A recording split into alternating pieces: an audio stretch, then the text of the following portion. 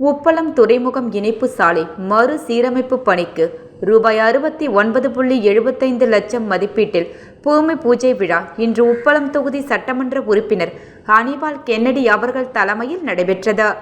நிகழும் 2025ஆம் ஆண்டு ஜனவரி மாதம் 2ஆம் தேதி 11 மணியளவில் புதுச்சேரி உப்பளம் தொகுதிக்கு உட்பட்ட துறைமுகம் இணைப்பு சாலையை மறுசீரமைப்பு பணிக்கு ரூபாய் 69.75 லட்சம் மதிப்பீட்டில் பணிகள் மேற்கொள்ள பூமி பூஜை விழா இன்று உப்பளம் தொகுதி சட்டமன்ற உறுப்பினர் அனிபால் கென்னடி அவர்கள் தலைமையில் நடைபெற்றது.